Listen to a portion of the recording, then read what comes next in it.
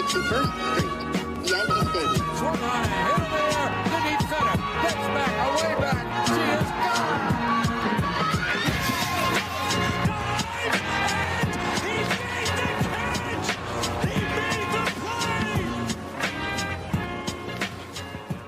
All right, welcome back to the Boys at 161st Street, episode 118. 4 games in Cleveland, 1 game in Baltimore. And it feels like to me, 1 or 2 steps forward and 1 step back, because tonight sucked. I mean, everything that we built over the past couple of days I feel like was just thrown away, because not only was it 1 bad game, and I don't want to overreact to 1 bad game, but it was 1 bad game against the Orioles, and it didn't end in a great way, with the replay thing, and, we'll get into that a little bit more, but you never want to make the last out at third base. That sucked. Just the bats didn't look alive until they did, and then that's kind of been the whole season. I don't know. How you guys doing? Ups and downs. No ups. I think the 1 step forward, 2 steps back is a good little ideation of where we're at right now. I agree. Just need Derek Jeter to come off the DL, since apparently it's fucking 2014 and Matt Harvey is throwing 6 one-hit innings against the Yankees, or however many. I mean, tonight was just ridiculous. I was personally watching it. I was coming back to my mom's house tonight because I got a softball game tomorrow. Got to be close.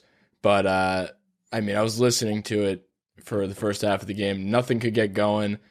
I mean, there was a point where Matt Harvey was actually one-hitting us. Or Gleyber was the first walk in how long? And first guy to reach base in forever. It's just not a good look. We're not going to go through the details of tonight's game, but it's just not. Tonight sucked. And then it was capped off by that shitty play. Like, that was horrible. How can you say we're not going to go through the details of tonight? That's been the synopsis of the. That's just like a snapshot of the whole season. This isn't news. Like, we had 2 games where we scored runs against the Indians, and that's about it. Like, recently, I mean, this is just how every game's been going outside of those 2, and those were just. I don't know. It's frustrating. The wins in Cleveland, getting 3 out of 4 was good, but at the end of the day, it's not like we were playing lights out baseball. I mean, you could see the cracks. This wasn't like a shock to me that we just lost and weren't able to put up runs. No, not at all. And then you look at everything that was starting to go right for the Yankees. Like, Gleyber had, I think, 5 or 6 hits in the last 2 days, and that's amazing because he's one of the bigger struggles on the team. And then you look at other things too. Like, Kev said this before in our group chat, that when he sees Odor and other guys do well, he almost gets a little bit mad. And I kind of understand what he means by that. He doesn't actually get mad because the Yankees are doing well, but he gets mad that it's not the bigger guys. And those are clearly going to be the guys that win us playoff games. So you want to see those guys doing a little bit better than, I wanted the whole Yankees to do well, but I see what he was getting at with that. So, yeah. I mean, I like seeing Gleyber do well. Gleyber has been looking the worst, and he's kind of looked a lot better. I mean, tonight, I know he had a walk. And what was his stat line tonight? He was 0 for 2 with 2 walks. 2 walks is fine. I don't care if you're 0 for 2 tonight. If you're getting on base, it's not something that is coming, a dime a dozen right now for the Yankees. So I'm happy with that. There have been some other guys in the team that aren't doing so well, but, one thing I wanted to bring up about tonight that I feel like I noticed a couple of games ago, but it's a conversation we've had before, the Gary Higgy thing, personal catcher thing.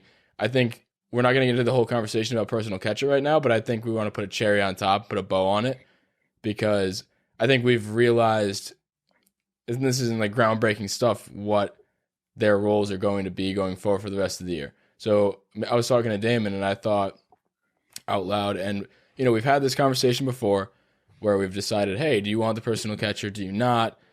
What do you think about all this? And I was kind of in between. I wasn't in between. I did not like the personal catcher whatsoever. And now I think I've come to terms with what they're looking like they're going to do. It's probably going to be like a 60-40 Gary behind the dish and Higgy behind the dish split, 60 for Gary.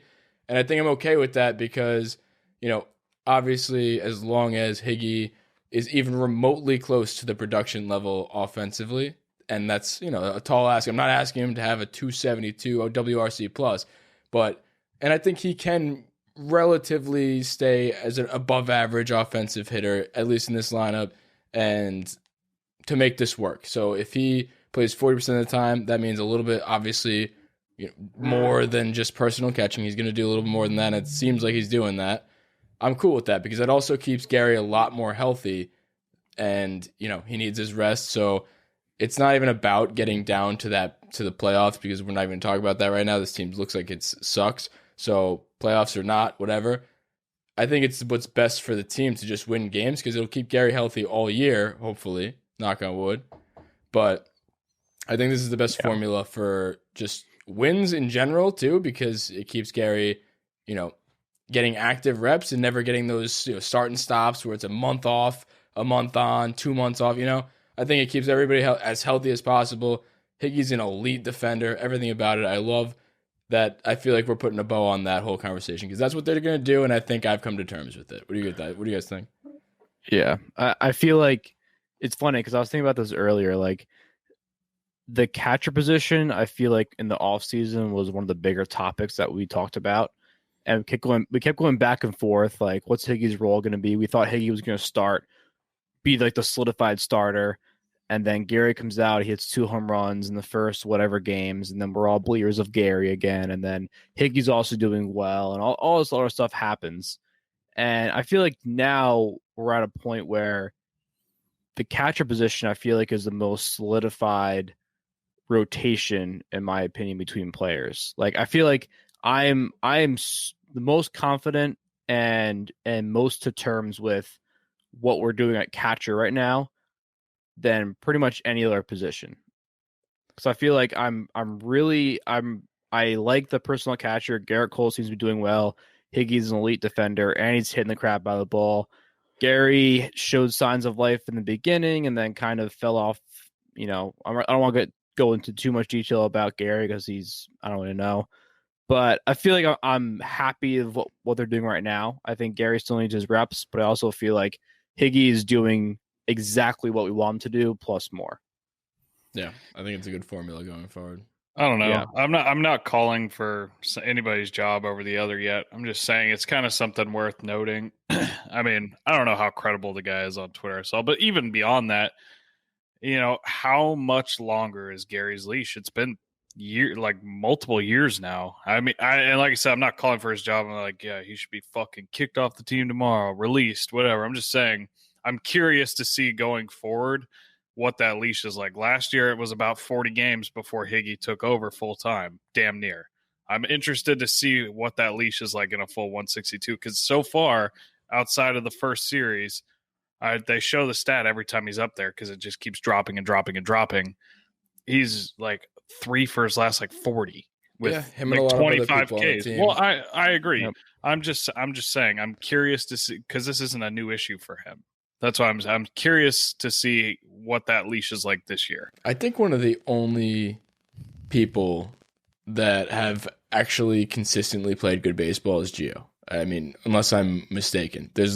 It seems like he's the only one who's actually day in, day out. Like, even one of the people who seemingly were doing well all the time is now Judge, and Judge isn't playing his best baseball right now. His batting average has been dropping like crazy. Obviously, it's still early, but he makes that play at third base, which leaves a sour taste in my mouth. But we were talking about his batting average just consistently dropping. He was batting like 290, and now you look, and I think he's batting in the 220s. I haven't checked recently, but I don't know. It seems to me that Gio is the only one who's playing well right now. So you can't really point the finger at just Gary.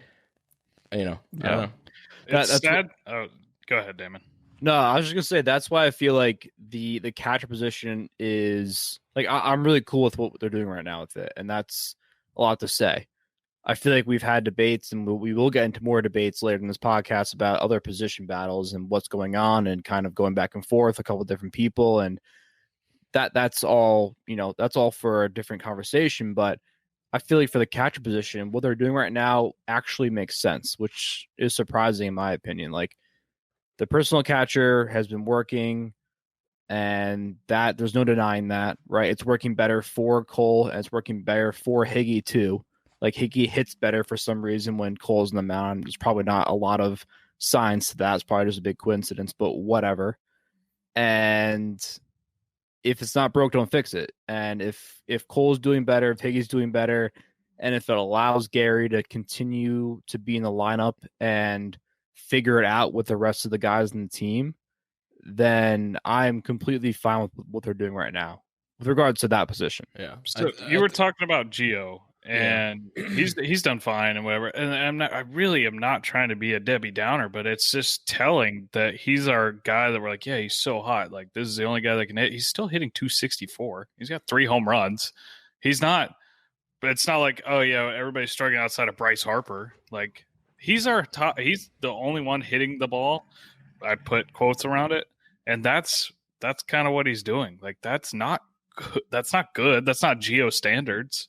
No, you know who I'm shocked? I mean, speaking of standards, DJ is not on a good stretch either. And that, I mean, listen, this isn't going to be the podcast where we just say, oh, so-and-so is not doing well. So-and-so is not doing well, because we'll be here all day. But I'm just the most shocked about that. And I'm not worried about it because it is DJ. But, you know, when he's doing bad, you know it's not a good time in Yankee land, because he's like 2 for his last like 20-something or whatever it is.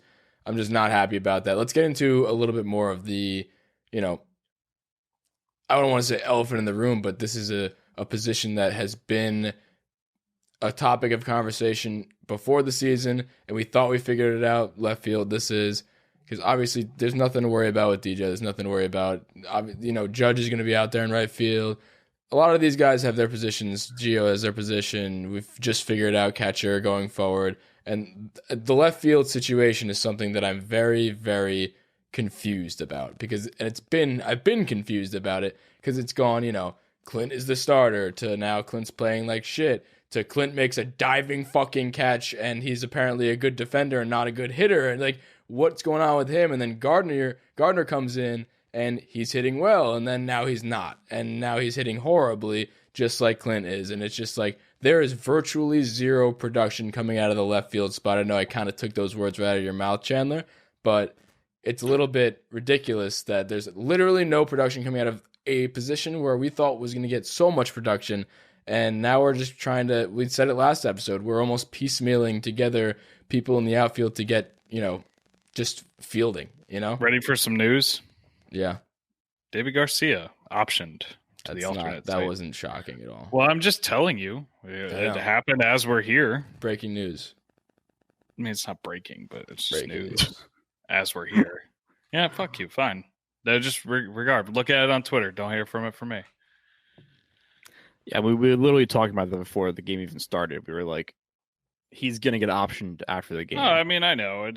It sucks. Well, that kind of gets into, I mean, it detracts from left field. We'll get into that later. But left field, what I was telling you guys before is that something I wouldn't hate to see, since you're going to rotate him anyway, and clearly nobody has a starting job. Why not give Andahar a shot? He just got reinstated. Let him get his feet wet again. I mean, maybe that's the spark you need. Nothing else is working. Gardner's not the spark. Clint's not the spark. Let the guy who, in my opinion, was the 2018 Rookie of the Year come in and fucking, I mean, he's what you need. He's not a home run or bust guy. He's a gap-to-gap guy. I mean, why not give him a shot? It doesn't. What are you losing? What are you losing? Defense. Oh shit, we're not going to hit. Oh, defense. That's true. Our defense has been lights out. So, well, no. I'm saying that's why I want to improve defense, not make it potentially worse. Because at the very least, at this point, it doesn't make a difference. It does absolutely make a difference. When you score one run a game, you can't hit and you can't field. If you give up 6 or if you give up 5. Dude, if you can't hit and you can't field, we're not going to win any games whatsoever. So we're it does exactly make a where we are difference. right now. We're Chandler, exactly where we are right now. Chandler, there's first of all, there is proof that he's not a good left fielder. They've tried to put him out there. He's not a left fielder, not a good left fielder. He just doesn't do it. It's like Jay Bruce at first. Yeah, he's played in the Dominican League and was still bad at left field. And he also has not proven anything related to offense since 2018. He hasn't been healthy. Exactly my point. Like, there's nobody else on this team's been healthy, and they all get a shot. I'm not saying to throw him out there and just give him the leash that you give Brett Gardner or Clint, but why not try him out there for a game or two here and there? In my opinion, the minute, no, they haven't. Not since he was healthy. The minute that he gets his reps and he's healthy, I think he should be on that team and at least give spot starts, because you never know. With a bat like that, he's not like, Who gives a fuck if he gives up a run when you're scoring 1 a game? Dude, that's listen, what I'm saying. I want that between bat. losing I want that 5-1 and losing 6-1 is absolutely nothing to me. Yeah, but I don't want to lose. At this point, I don't want to lose games anymore. Well, we're losing anyway. I'd rather. I'm personally, if we were talking left field, I do not want Andujar out there. I'd rather keep riding with Clint because I think if he swings the fucking bat, he's a good hitter. We know that. So if he swings the bat, I have the most confidence that Clint Frazier will eventually turn it around offensively, and he's playing so well defensively right now. At least he looks good. He looks like a very good player, and he's a confident player. That catch out there, we've said it before, it'll make him keep getting better, keep building off of it. I think Clint Frazier needs to be in the outfield some more. Otherwise, what are we doing with him? If we're gonna, he might as well not be on this team if that's the case. Because if we keep doing that option thing, not even option thing, just benching thing. I mean, it was something wild that we were talking about before, and it's just a testament to how much Clint has been sent up and sent down. Is that I was talking to Damon, and I said, Rougned Odor is 7 months older than Clint Frazier, and that's because Odor came up when he was 20, and Clint Frazier has been to and from Scranton, Pennsylvania since he was fucking 20, but he's just been kept down, and Odor came right into the league, but they're like the same age. So it's just wild, and it's a testament to how much Clint has been literally just kept down, and it's fucked up. And I want to see it. I know he hasn't been playing unbelievably on offense, but if you name the kid the starter, we've said it before, keep him out there. And Chandler, you're acting like fucking Boone now. That's not what I'm saying. You're trying to get you listen to a word I Miggy said? to be in left field. If anything, Miggy put Miggy at a DH or something. I want the bat in the lineup. I love Miggy. I loved his bat. I think he was the rookie of the year, but that is not the place to find him. Did you listen to a word I said? Every word you said. I said if you're gonna do it anyway. Like, that's not like this is news. I'm not like, oh, well, Clint's playing every day anyway. Well, let's see if we mix it up like that. It's like in every 2 or 3 days, they're switching it up anyway. Then why, if you're going to do it anyway, and nobody can get any sort of fucking rhythm going, why not? That could be one thing that this team desperately needs something, anything. Nobody looks good. If we're benching Clint anyway. Exactly. I'm not saying bench Clint for him. I'm saying we're already fucking doing it. So why not try something new? Because that's not the lineup that's going to be taking us towards the end of the year. Neither is anything we're putting out there right now. Yes, it clearly. is. But you're taking the sample size from still an early season. And the entire team isn't doing well. But there's no rhyme or reason behind the lineup. They're switching it every single day. You can't tell me that one lineup is the final lineup over the other because they change it every day. Right. That's what I'm saying. I'm aware of that. But listen, like the lineup that is the lineup right now, like the lineup that they've been putting out the last couple of games, that to me has been the best lineup that we can produce. And that's all I ask for. All I ask for when I open my phone up a couple hours before the game, all I want to see is the best lineup that I could possibly imagine to be out there. And when I look at that lineup, I do not see Andujar in left field. I'm not trying to discredit him in any way. I think he was an amazing hitter. I don't know what he can do right now. We haven't seen him do anything since 2018. That's no discredit to him. He's been hurt, and then he kind of had no real role in the team. But right now, I think Clint Frazier has the biggest upside in terms of long-term season potential for this team. And I think that if we want to reach that potential, if we want to reach to a point where we see Clint Frazier at his best, then the best opportunity for us to have that is to have him keep playing. Not even at his best. No, hold on. I've never not even at his said best. that. At his best would be one thing. Have him be on this team is another thing, because we're getting to a point where you keep going up and down and up and down. He's fucking 27. The guy is a major leaguer. Keep him in the major leagues. Keep him starting. Clearly, Gardy has, he plays good defense and he'll get his reps elsewhere. I'm not saying Gardy's gone, but nor is Clint playing astronomically well. But I just think you need to have him out there because clearly he's your guy going forward. And if he's not, then just shut it down already, because I don't know what this whole thing has been between this. It's almost an experiment at this point, and when it shouldn't be. I'm not even saying that he's necessarily the left field. I'm just saying you need to find a way to work a bat like that into the lineup when you can't do anything right offensively. This team is damn near as bad as it's been in recent memory.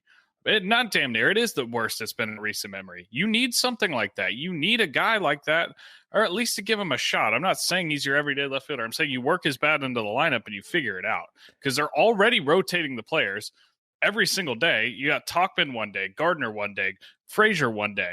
Next thing I know, they're going to put Odor in the outfield. The outfield is a rotating door of players. Why not throw him in that rotating door if you're doing it anyway when you need something like that? I just don't think that it almost causes more harm putting him in left field than it does value. Now, if we and we didn't have Odor, maybe he was worse.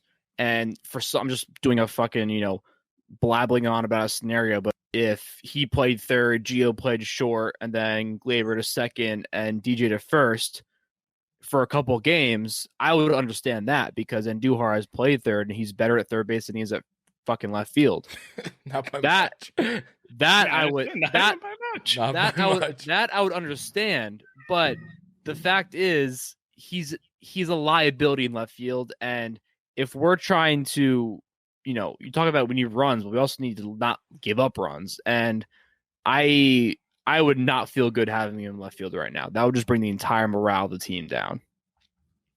Morale? I don't know. I don't think it brings the morale down. I think it brings the we morale up. Because we would Morale suck. can't go much. Yeah, morale can't go much lower than this. You act like I he don't can't think it catch a touches fly morale. ball. He can play routine left field. He's not going to give you a gold glove. Like, realistically, All right, he may enough of cost you this. one run a game every few games. That's all I'm saying. Well, I just don't want to get worse. I want to get better on defense. If we can't get the bats going in any way, shape, or form, then at least the least we can do is be consistent on defense, and that's fine to me.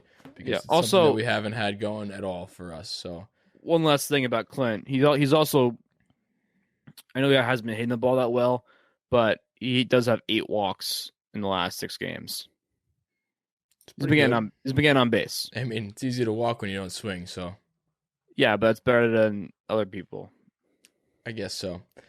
Let's talk about the Deivi situation, because Deivi comes in today and he goes 4 innings pitched, 3 hits, 2 runs, 3 walks, 4 Ks, and 65 pitches.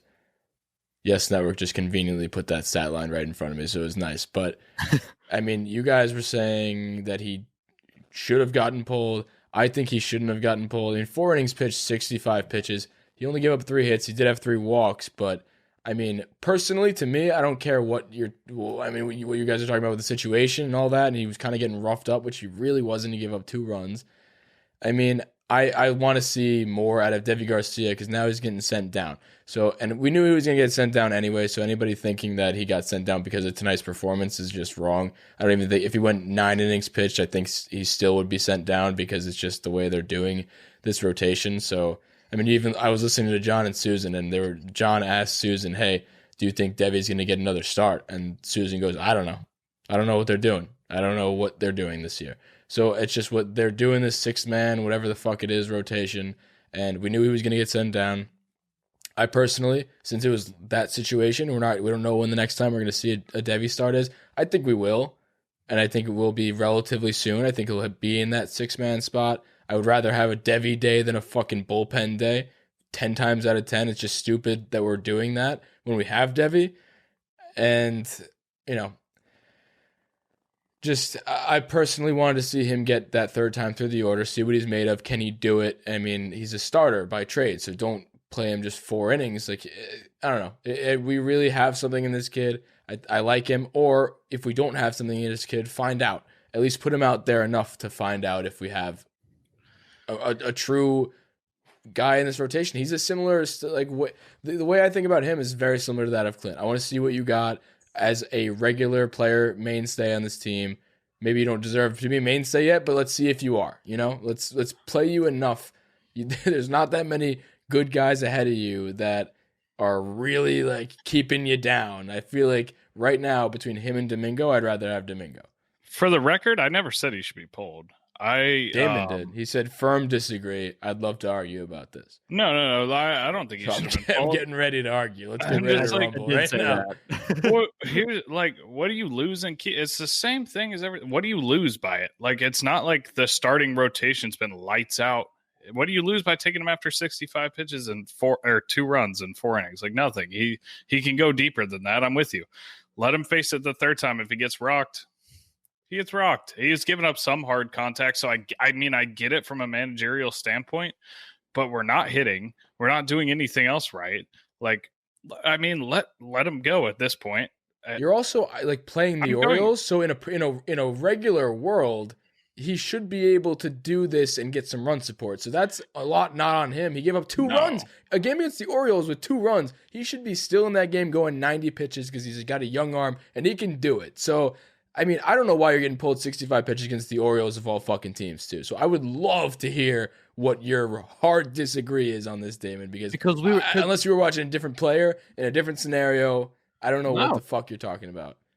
You're saying we were playing the Orioles and all this stuff, and like let's try some things out. But like, no, it's not trying a thing out. Yes, that's what you said. You said let's give just up 2 runs. Why pull him?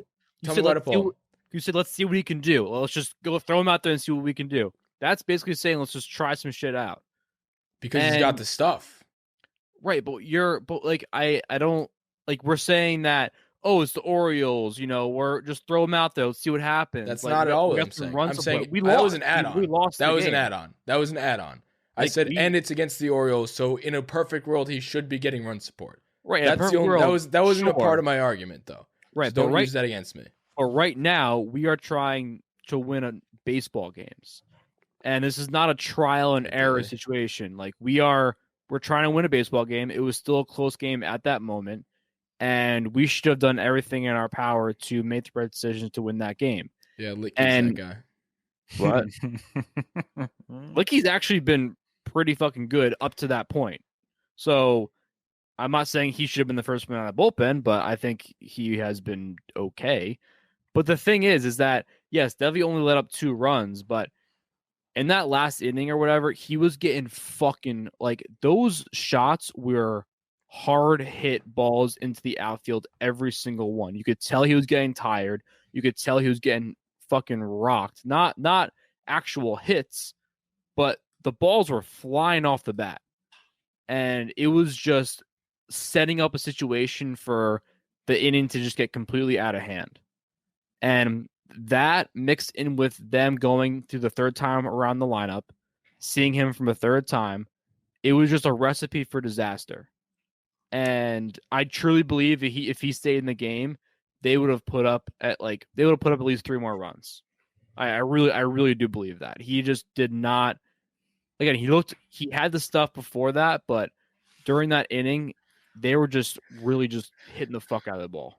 So I don't hate what you're saying. I mean, honestly, I get where you're coming from, but my thinking is like, if you're gonna go to Licky and stuff like, and that's a whole other issue that I kind of want to bring up anyway, is why? I mean, it's not gonna happen now because he got option, but why are Licky and Nelson your 2 go-to guys every fucking game, regardless of the score? I'm on your side, Damon. Don't get all sassy at me. I'm just saying it's not about that, though.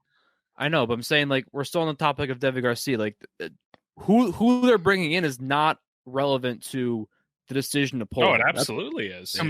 I cannot believe you said that. That's so not true. They're 100% correlated. If you because if you're gonna pull I mean, what? You have to have a good plan to pull somebody. You don't just pull somebody like I mean, Boone might, but in theory, you don't just pull names out of a hat. Like there's a strategy behind keeping people in and pulling them. For a guy that hasn't given up, like he's given up 2 runs, he's given up hard contact, but you didn't even let him start the next inning. See what he has. Like if you pull him in the middle of an inning when he's giving up hard contact and giving up hits, I get that, but you pulled him before the inning even started.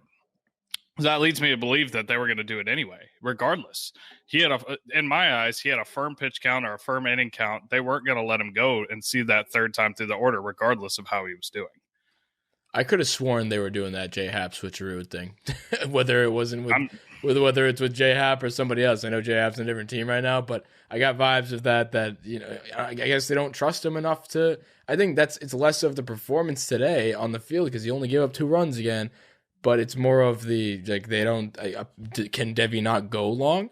Because they clearly don't have any faith in him to do anything remotely close to it. They have a backup plan. They had Litke probably was going to be in the pen. Who is J-Hab Jr., by the way? So it's the same exact thing. He looks exactly like J-Hab, so it might as well. No, he just looks like J-Hab. I was going to say, I don't know he's a junior. I'm pretty sure he might be older than him. No, he might. I don't know. This is the first year I've heard of Lucas Litke. Might be a fun. Litke's older than J-Hab. I don't know if he's older, Nobody's but older than J-Hab. they got to be close. Yeah, J-Hab's fucking Nobody's aged. older than J-Hab. Dude, he's got a gray beard now too. Like it's graying, and I just hate him even more. So let me ask you the question. Let me answer you a question. No, because you're kind of on my side. Because Damon is just, I don't know. I don't know what's going on with you today. But would you rather have Deivi or Domingo? I mean, assuming a 5-man rotation, like it says you're up for the 5th man spot. They're probably going to do this 6-man bullshit. But Deivi or Domingo, gun to your head. 3, 2, 1, go. Deivi. Okay, so we're done here. I think Chandler, you on the same page there? With Deivi? Yeah. What was Domingo's last start? Is my decision based on who I want to see the rest of the season, or just like the next start that's going to happen? Who you want to see the rest of the season? Playoffs start tomorrow. Playoffs start tomorrow. You have to pick your 5-man rotation. Let's assume you have to have a 5-man rotation in playoffs. It's meaningful games. You have to pick. I'm picking Deivi. I take Domingo. Why? The track record. Been there, he's done that. No, he hasn't. He's been. That's what I'm saying. He carried a fucking team, the next man up team, for 4 months. Yeah, but he also had a Yankee offense behind him. It's true. Yeah, that's he true. Led he led the league in wins, but like, do wins matter? No. He got the most run support in the league. His win-loss percentage, you guys baseball reference, his win-loss percentage was the best in the league, but that's not at large due to him. He still had a 4.03 ERA. Yeah, I feel like a young guy like Deivi who's trying to make a name for himself and pitching, when he has run support, he's going to be pitching 1,000% better. And that's on the offense to make up for that and help him just gain that confidence going out there. Because I feel like when he's going out there, he's trying to like make up for stuff, not maintain a lead. He's trying to just like go out there and like, there's no real like let's just try and not make this worse. Like there's no real support backing him. So how it's just so hard to pitch in situations like that. Yeah. I personally don't even just like Domingo. So if we can get a nice, I'm not saying I want to go have a beer with them. I'm just saying. I don't know. I think Deivi is primed for a nice spot right now. I mean, dude, his stuff looks good. He was hitting 95. I don't know if he had 96, but I saw 95. 95 is good. He's probably got a sneaky fast. I haven't looked at the RPMs, but it's probably got that heavy ball that Damon likes to talk about. And big heavy ball. I mean, he's got some life on his fastball. He's got some movement.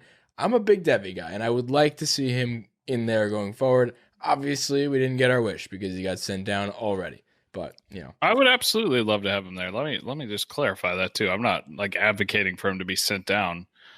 I mean, in a perfect world, no, absolutely not. No, I think he's been. He didn't do anything wrong. He didn't do anything today to lose his spot. I mean, well, he did. No, he didn't. He was getting sent down. Getting sent down doesn't mean anything. It's just funny that's what they're doing. I don't get it. Chandler, do you get the options thing? I tried to ask Damon. I think you got the wrong answer though. Like, doesn't somebody have a certain amount of options and then they're out of options? Like, Sess is out of options, so he either is on the team or he's not on the team. This is one of the things in baseball that I don't really get the most. I think it has to do with service time, not necessarily like the amount of times being sent up and down. Yeah, I was reading it on the MLB like website, and it was saying that it was the actual rule book, and I could be wrong, misunderstanding it, but you have a certain amount of years that you are eligible to be optioned, and you can be optioned many times as you want, or they allow during that 3-year time frame, I think it is. But an option is only considered an option if you play a certain amount of games in the minor leagues. So let's say he's optioned and then 6 days later he gets brought back up. It essentially doesn't count because he didn't spend enough time in the minor leagues. I could be wrong, but that's how I interpreted it. Let's let a listener tell us the answer to that. If you're listening to this and you know the answer to that, we'd love to hear it because please fact check us. We don't know everything, and that's something that's been actually bothering me recently. So DM us. I trust you more than Damon. Explain to me like I'm 5. Explain to me like I'm 5. Just not really Yankees related, but I wanted to ask you guys what you thought about this. So recently, the Mad Bum no hitter through 7. What do you guys think about that? Count it. It was a 7-inning double hitter, so he had a no hitter through the full game of 7. So I don't know how I feel about that because that's kind of fucked up if you're Mad Bum. But you also go into that game knowing that you're not going to get a no hitter because it is only 7. It's just weird because they were talking about that, and they were also talking about other situations that don't count as a no hitter. Like I think Pedro in the playoffs, he went 10 innings, perfect game, but he ended up losing he went 9 innings, perfect game or something, or 9 innings, no hit, and then he went to the 10th and also pitched in the 10th, but lost in the 10th, and he lost it, and it doesn't count. I heard a guy on you also need to get Network. the win to get a no-hitter. So if you get not that specific scenario, but if you have, 9 innings, no-hit baseball, but you walked 4 runs in and there's an error or something that gets the run in, that doesn't count as a no-hitter either. I heard a guy on the MLB Network talking about it today, and that's kind of what tipped me because I was on the fence too. But he was like, "Sorry, my girlfriend's cat is screaming at me." But so no, he was talking about. He's like, "Yeah, if you pitch 7 innings right now during the COVID rules or whatever, it's considered a complete game." So he's like, "So why if it's considered a complete game is not a no hitter?" He said, "You might be able to put an asterisk by it, but technically it's still a no hitter." And I agree with that. So. I don't know if I'd put it in the record books though. That's the whole reason why you don't count it or you do count it. It's because it's either record book or not. And I don't know if I would quite put it in the record books, obviously, because it isn't. Then that's kind of a stain at the people who did go 9. Who knows what happens? Everybody can. Not everybody, but the numbers of people that have gotten a no-hitter through 7 versus 9 are way, way, way fucking different. And the percentage of people who make it 7 and continue to make it to 9 are probably very, very low. So that's why you definitely can't count it in my mind. It just sucks if you're Mad Bum. But again, you kind of knew that going in. I don't know. I'm just bringing that up because we're going to see a lot of, to bring it back to the Yankees, we're going to see a lot of double headers probably this season, and we sure as shit won't have to worry about that for us. None of the Yankee starters go 7 anyway, but I'm just saying if Cole goes 7, Cole is the only one who could actually go 7 and throw a no-hit baseball. So if he throws a no-hitter through 7, I'm going to be pretty pissed. But again, I get it. It definitely shouldn't count. You have me on record saying it right now. It definitely shouldn't count. But I'm going to say it'll count that day. It'll 100% count on Twitter that day. Yeah. I mean, I don't want to discredit anything. I think 7 innings no hit is still fucking awesome. No one said it's not. We're talking about record books. No, yeah. Record books, I don't know. What? Because in my opinion, it almost discredits the no hitters that went a full 9. That's what I'm saying. Yeah, it's a slap in the face. Like, oh, he gets to get in the Hall of Fame. Yeah. No, he doesn't get in the Hall of Fame. He doesn't get his jersey in the Hall of Fame because he threw a no. It's like you know, it's like what? Everybody who throws a no hitter, they get their jersey in there. I think definitely so. not, right? It's a lot of jerseys. Yeah, I don't think so. Well, Musgrove just did though. Yeah, he just got something in the Hall of Fame for his no hitter. I don't know what it was, but he got something in there. It's a lot of jerseys. I think it was a ball. It might have been a ball. I think it was because he was also. I could be wrong. I think it was also because he was from Sandy. I don't know. That has nothing to do with it. I don't know. It was like a huge cool thing, story. But that's not like, getting him in the Hall of Fame. Well, it was also the Padres' first ever no hitter. Might have been it. The Baseball Hall of Fame is in New York. What is that? There's 307 no hitters. So I don't know if there's 307 jerseys in the Hall. I think it's a baseball. Unless they're in a warehouse. It's probably a baseball. It's either a baseball or it's the first of a team no hitter. No, it's got to be something, but it's not just every first of the team because that'd be ridiculous. And there'd just be 30. Yeah. I don't know. Something interesting. It's kind of like if like the batting title went to someone who didn't have enough at bats as another person. Yeah. I mean, it's like giving DJ the batting title last year. Do you count it as a real batting title? Yes. Yeah. Okay. That would have been the same thing. That's I mean, would it's say. a COVID I said thing. that already. I said I'm biased. Well, people have hit 460 games. Like, No, it obviously doesn't count. But okay, I was just saying it's the same thing. It's me being biased. If Garrett Cole throws a no hitter through 7, it counts, but it doesn't count today. Like on Fair Twitter enough. that day, I'll tweet that it counts, but it's definitely does not count for Mad Bum. If Mad Bum ended up becoming a Yankee when we were looking for him, and he didn't want to be his alter ego, you know, what does he do? He does the lasso, and he does the bull wrestling or something like that. Did you know that he has the alter ego? I know we talked about that before. His name's Mason Saunders. That's his. He has an alias, and he fights bulls. Yeah, I remember. It was like I'm not last kidding year. about that. That's a serious thing. I remember finding that out last me. year. Look up Mason Saunders. It's he looks shockingly similar to Madison Bumgarner, and that's because it's actually Madison Bumgarner. But Yeah, anywho, it's very funny. I wanted to talk about something else before we called this one a night. I mean, it's just, to me, I said it at the beginning of the show, it's just one step forward, 2 steps back. Yeah, see, it's Mad Bum. He's Mason Saunders. I wasn't lying. So for those of you listening, if you want to catch a Mason Saunders game, you can find him on ESPN 8 the Ocho or something like that. But I just really I'm starting to get headaches from this team.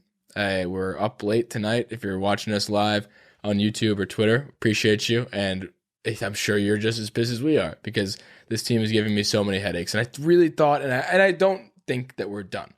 And it definitely hurt today. But again, I told you guys the stretch of games going forward, and I did predict, as I do with a lot of things, I guess I might be, a prophet or something, but I did say in this stretch of games, if we go 7-2, and then we do that going into the Astros series, that's all we need in my mind, because then we're 7-2, and honestly, it would be 8-2 in the last 10. We've lost 2, so we need to win out to hit my prediction, but even if we go 6-3, that's still fine going to the Astros series. And then if you get a big series win against the Astros, you're back. That is I said it last time, mark your calendars, Yankees are back that day. I tweeted it a bunch of times that, we're back. We weren't back yet. It looked awesome, Stanton hitting the 2 home runs, and everybody seemed like they had life. And that's why I said that they looked like they were back, because they looked like they wanted to be there, which is not something that we've seen for the past couple games, which is annoying. But again, we have 3 more against the Orioles. 3. Glaber's bound to figure it out because he loves hitting against the Orioles. Gary also loves hitting against the Orioles. Everybody loves hitting against the Orioles. Against Matt Harvey, maybe not so much because he turned back the clocks for the first time since 2012. But, tomorrow, unless it's John Means, is John Means tomorrow? What are the matchups going forward? But while you're looking that up, it's just this guy isn't falling after 1 loss against the Orioles. We got 3 more, and then we got 3 more against the Tigers, and then you got the Astros series, and that is I'm almost like ending the season there, or saying that the season starts then. Like that's when I see the season starts, and we're like 9-12. We're so fine. I'm overly optimistic even after such a bad game tonight. So Kluber's pitching tomorrow against Zimmerman. Bruce Zimmerman. Bruce Zimmerman? Yeah. You don't know Bruce Zimmerman? I know. I thought he was going to say Jordan Zimmerman, that pitcher from the Nationals. Tigers. I thought he was still Tigers too, probably. Listen, here's why I am. And then who we got? I don't know. As far as my prediction goes. Here another cold day, right? Here's why I'm a little more optimistic than I think a lot of people are. It's because the beginning of the season and watching these guys play, it was really, really bad baseball. It wasn't just, it was just guys striking out every single at bat, people striking out and getting out. But now I feel like at least the at-bats we're putting together were at least making contact and hitting the ball hard and stuff. It fit well with what you were saying. You went No. through the bad time and then now the good. No, I can't even talk. Whatever.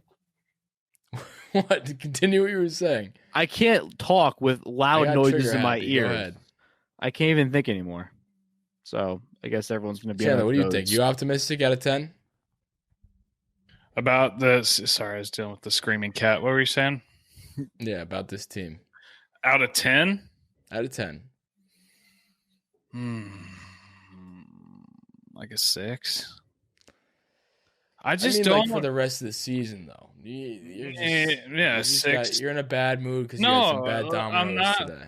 I'm not even the Domino's was fucking horrible, and that was just a cherry on top. I ordered it in the first inning, got it in the bottom of the ninth or the top of the ninth. But either way, there's just so many red flags. Like even if which I fully believe they'll figure it out and at least make a playoff spot. But like I've been saying, there's been nothing so far that's shown me anything different than what we've seen in years past. That's why it's at a 6. Come in and give me anything else that shows me you can do something other than home run or bust. And I know there's stats that back like the teams that hit the most home runs win in the playoffs and stuff like that. But clearly we don't do it in the playoffs and it hasn't worked yet. So why? I don't know. That's why mine's low, and it might be a negative. And, my one fan out there that thinks I know everything about everything and want everyone to know it will probably agree. But, I don't know. I just don't. I haven't seen anything yet that shows me different. If anything, I've seen worse of that. So, Damon, out of 10, how you feeling? I'm at a 7. See that? Fuck you, Chandler. I do really still think it's a very, very, very long season. Things get turned around really quickly, and like I was trying to say before, we're seeing some sort of progression in the right way. It's not, baseball is a sport where you can't just turn around and the whole team just starts doing better. Like it is a process to a point, and you never know. The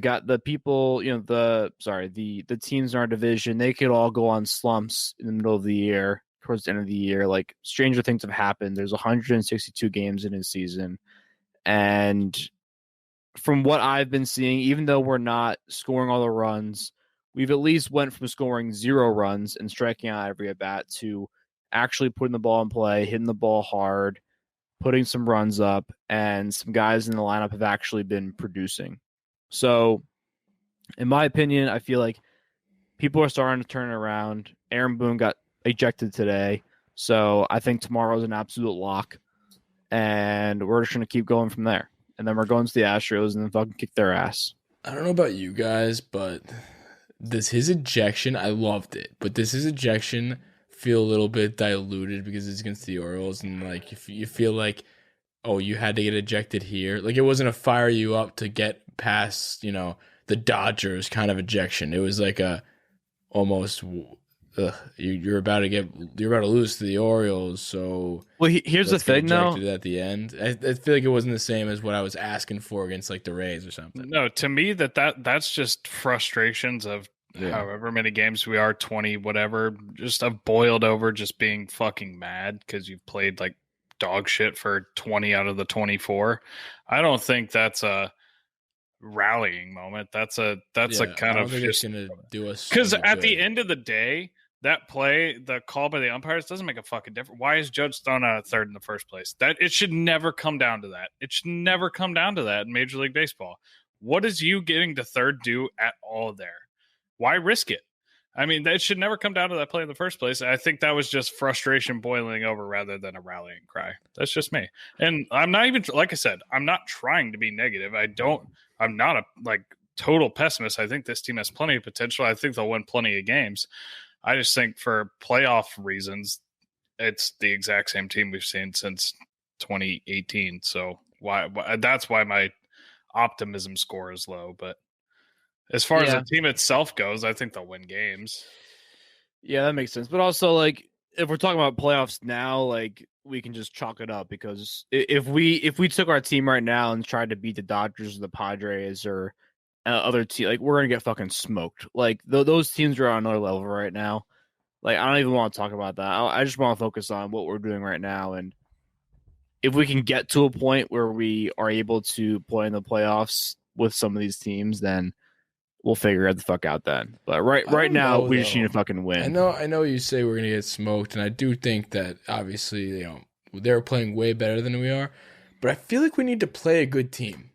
I feel like we need to play a good team so that we get a wake up call. Like that's why I'm calling for this Astros series, because I would love to play against them, because I want to see them match up and like look across the diamond and see a real team, not the Orioles, not the Blue Jays as good as they've, or as much improved as they've been, not the Rays, who are, a poverty team that figure it out. But like, when you're stacked up, you're a superstar team on paper, and you're stacked up against another superstar team like the Dodgers, who actually are producing, or the Padres, or the Braves, and that was the one that I'll throw out there. But even Acuna wasn't even there, so it's just, I feel like this team needs to be, maybe they do need to get their fucking asses kicked, because a lot of these games haven't been like, wow, we're getting fucked up, like maybe they do need one game to be like, wow, this is a team that we're going to have to go through to win the World Series or win a playoff game.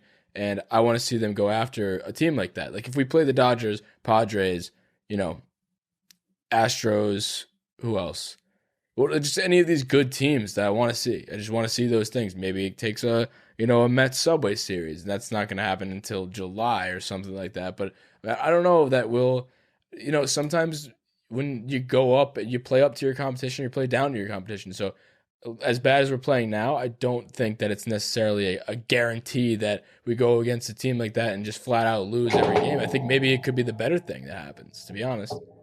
Yeah, I would say that the biggest, and I agree with that. I think that the biggest difference that I see between a team like the Padres and us right now is that take a look at the game the other night versus the Dodgers when the Padres were playing them. And at this point in time right now, down 7-1 or whatever it was, I see the Yankees giving up right there. And that's the biggest difference between the teams right now. It's not talent. It's not the skill level of all the players. It's wanting to be there and not quitting and not being down. Like the Padres came back, I think it was 7-1, right? And they came back and won 8-7. Like, that is fucking unreal. That is so much fun. That is a team that has a fire under their ass. That is a team that is playing their heart out. That's a team that's playing playoff baseball in April right now. And that is what I want to see. But that is what I don't think they'll do. Who do we have on our team that even shows that kind of emotion, though? That's what I'm saying. Like, nobody. You have Tatis out there just mocking Bauer, which I thought was fucking hilarious, with the hand over the face. I love it. Everything like that. And even Bauer's like, yeah, I don't give a shit. Like, that's what it is. I would do the same thing.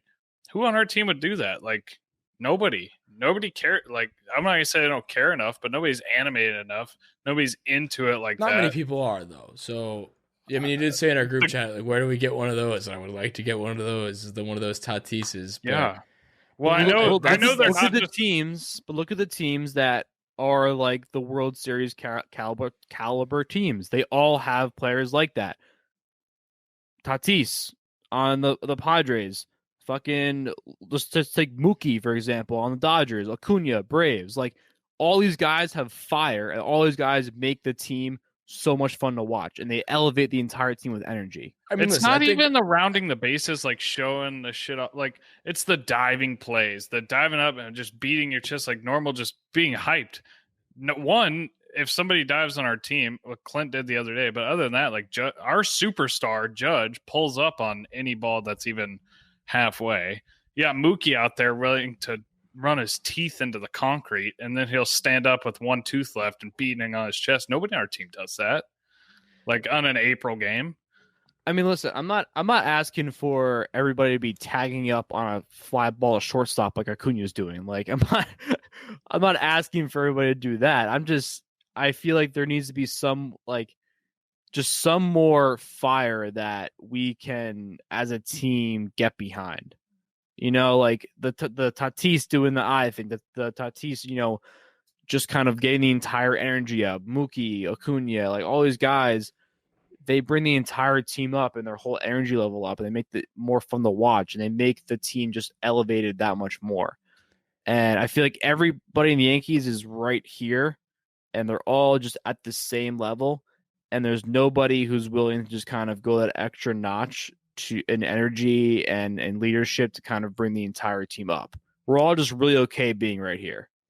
It looks like a job. It looks like a job for us, where it looks like an actual game to them. It's what it should be. It looks like it should be a game. When you watch the Yankees play, it's straight face. Like it's like me at my desk all day. Like, yeah, it's cool. Like cool things can happen here, but I'm still just going to be straight face working the entire day. Like I'm not excited like the Padres are doing. I'm just saying it looks like work. It looks like work to them. It's starting to become a work to watch this team. It was fun over the weekend, and Monday hit, and it's 9 to 5. Feels like a job again. So maybe it's the weekend games that are the fun ones, and the weekday games are the ones that are shit. So I guess we'll find out tomorrow. But another fun little thing before we hop out of here: the stadiums are up to 33% now. That's pretty cool. I know I've been to a few games already this season. Chandler's about to come into town, but 33% is cool, and it's definitely a step in the right direction to hopefully, one thing at a time. Let's make the playoffs first. But I was gonna say a full stadium in October could be cool. I'm not gonna count my chickens before they hatch, but this is a step in the right direction. And knowing the Yankees, we take one step back after this. So who knows? But that'll do it for me. You guys had anything you guys want to talk about before we hop out of here? Chandler, I know you said you were irrationally angry that Judge turned 29 today. Why is that? I don't know. I don't even have. That's irrational. I just irrational. I knew he was old. That's not even old. I don't know. A little old. So all I'm saying is that fly ball 27-year-old Judge hit set out. I mean, 27-year-old Aaron Judge was in his probably on MVP the IL. No, yeah, I think 27-year-old Judge was in the IL. 26-year-old Judge was MVP of the league. No, like I said, it's irrational. It's dumb. It kind of made me sad because he's not a free agent for 2 more years. By the time he gets free agent, he's gonna be 32, and he ain't gonna get paid much. Like you're gonna look at some of the contracts and some of the lifelong money made in the MLB. Like, yeah, he probably has a bunch of endorsements with Pepsi and Jersey Mike's and all that stuff, but he's not gonna. His contract in general, he's gonna be one of the lower paid players throughout. Not lower paid, but for a superstar player, he's not gonna get much money throughout his career. You look at some of the other guys who are going to get, these 10-year contracts. He's not getting a 10-year contract. He's probably going to get like a 3 or 4 year contract. And who knows if he stays healthy this year, I think they work something out. But not a long deal or anything like that. But I feel like if he gets hurt this year, we ain't seeing an extension for Aaron Judge. I think if he gets hurt this year, that it's not even a lock that he's in pinstripes the rest of his career. That's something we didn't bring up. There was those. It came out the article the other day that they were discussing a trade for him with the Angels. It was crazy. I mean, it was light flirtations or whatever they were saying, but still kind of crazy. I think they said the lightest of flirtations. No, was that the words? But I mean, listen, we were having. Not conversations here, but we had JJ on the podcast for the roll call for Judge, and he was talking about it. He wanted it to happen. We didn't want it to happen, but we could see why he wants it to happen because, trade value now. He was 28 at the time, 29, only getting older, only getting more brittle. And it's, hopefully that's not the stigma that stays with him, but at the time and right now it kind of is. So not kind of, it is. And that's why we saw what his, mindset was with the idea of trading for Aaron Judge. And it's kind of interesting to see that the Yankees actually, when you think of a guy like Aaron Judge with the judge's chambers and all these other things, it seems like almost untouchable. And that's why when we heard JJ say he got so much backlash and everybody said, what are you talking about? You're crazy. Aaron Judge blocked him and all this stuff. But it's just when you hear it actually happen, just kind of wild. Kind of wild that the Yankees had preliminary talks in the lightest of ways about one of their mainstay guys that has led the league in jersey sales for years and years and years. It's just a little bit wild to me to hear that. I know it didn't mean anything, but it's still wild that they even remotely came close to talking about it. I actually listened to somebody real quick. Last thought. I listened to somebody talk about on MLB Network the other day. They're like, yeah, the 2004 Red Sox, the World Series team, were kind of like the Yankees are now. He was talking about the Yankees. He's like, they've kind of flirted around being good for a long time, but they could never cross the hump. What did they do to cross it? They traded one of their name brand guys. They traded Garcia Parra. He said that was his thought process was, hey, maybe the Yankees need to trade one of their household names and not even necessarily get a major superstar package in return, but you need to do something to shake it up. And I thought that was kind of interesting. Yeah, I think that ship sailed. I don't think that's going to happen, nor do I think they would. I don't know. It's not happening, and I don't think I want it to happen. I love Aaron Judge, and I think we just have to deal with the injury stuff if it continues to happen, and whatever happens, happens. That's the way we're going to deal with it, and that's that. But I just thought that was also interesting that we saw that. Anywho, that'll do it from us. Today was a bad day. Hopefully tomorrow is a better one. And then we got a lot of fun, easy-ish, hopefully, games ahead. So let's go Yankees. Let's I hope on Friday or Thursday when we talk to you guys we have some fun. That's all I want. Let's do that baseball. Let's do that baseball. Let's do that baseball. Let's do that baseball. Let's do that baseball. Let's do that baseball.